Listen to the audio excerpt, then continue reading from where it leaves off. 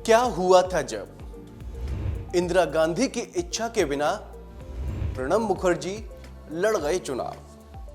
भारत की राजनीति का जब भी जिक्र छिड़ेगा तो उसमें एक नाम हमेशा शुमार होगा और वो नाम कांग्रेस के पूर्व नेता और भारत के भूतपूर्व महामहिम राष्ट्रपति प्रणब मुखर्जी का। दरअसल राजनीति से संन्यास लेने के बाद प्रणब मुखर्जी ने अपनी राजनीतिक पारी को लेकर कई सारी किताबें लिखी जिसमें उन्होंने कई बातों का जिक्र किया है। इन किताबों में उन्होंने पूर्व प्रधानमंत्री स्वर्गीय इंदिरा गांधी को लेकर भी कई बातें लिखी हैं। अपनी किताब में प्रणब दा ने उस घटना का जिक्र भी किया है जब उन्होंने इंदिरा गांधी की सहमति के बिना चुनाव लड़ा और हार गए। दरअसल बात तब की है जब प्रणब मुखर्जी बांग्ला कांग्रेस के नेता थे और देखते ही देखते वो इंदिरा गांधी के करीबी लोगों में शामिल हो गए थे।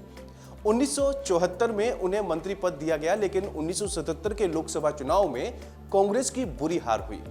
यह हार इंदिरा गांधी के लिए भी एक झटका था और पार्टी में उनके खिलाफ आवाज उठना भी शुरू हो गई थी, जिसका अंदाजा लगाया जा रहा था और हुआ भी वही। इंदिरा गांधी को कांग्रेस से निकाल दिया गया। 1978 में पार्टी से निकलने के बाद उन्होंने इंदिरा के नाम से पार्टी बनाई जिसका नाम रखा कांग्रेस आई। इस पार्टी को कांग्रेस आई के नाम से भी जाना गया। पार्टी बिल्कुल नई थी तो ऐसे में पार्टी के लिए कार्यकर्ताओं की लिस्ट में प्रणब मुखर्जी का नाम भी शामिल था। साल 1989 और 80 का लोकसभा चुनाव आया तो प्रणब मुखर्जी ने पश्चिम बंगाल के बोलपुर से चुनाव लड़ने का फैसला किया, लेकिन इंदिरा गांधी उन्हें इस सीट से चुनावी मैदान में नहीं उतारना चाहती थी। उसकी एक खास कारण था क्योंकि ये इलाका वामपंथियों का गढ़ माना जाता था, लेकिन प्रणब मुखर्जी अपनी जिद पर अड़ गए और इंदिरा गांधी को भी उनके आगे झुकना पड़ा। आखिरकार उन्होंने चुनाव लड़ा और हार गए। वो दिल्ली नहीं आए, कोलकाता में ही रुक गए। इंदिरा गांधी ने उन्हें दिल्ली बुलवाया। प्रणब मुखर्जी की मुलाकात इंदिरा गांधी से तय की गई। वो डर रहे थे, लेकिन ऐसा कुछ नहीं हुआ। इंदिरा ने उन्हें कहा कि घर जाओ और कैबिनेट सेक्रेटरी के फोन का इंतजार करो। कैबिनेट सेक्रेटरी का फोन आया और प्रणब दा को इस्पात और खनन मंत्रालय की जिम्मेदारी दी गई।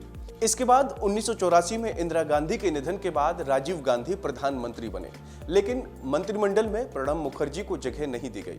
प्रणब दा ने अपनी किताब द टर्बुलेंट ईयर्स 1980 और 1996 में इसका जिक्र किया है।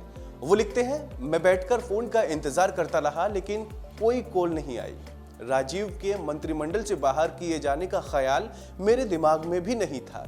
कोई चर्चा भी नहीं थी, लेकिन जब मैंने मंत्रिमंडल से बाहर किए जाने के बारे में सुना तो मैं स्तब्ध रह गया और आग बबूला हो गया। इस किताब में प्रणब दा ने साल 2004 का भी जिक्र किया है।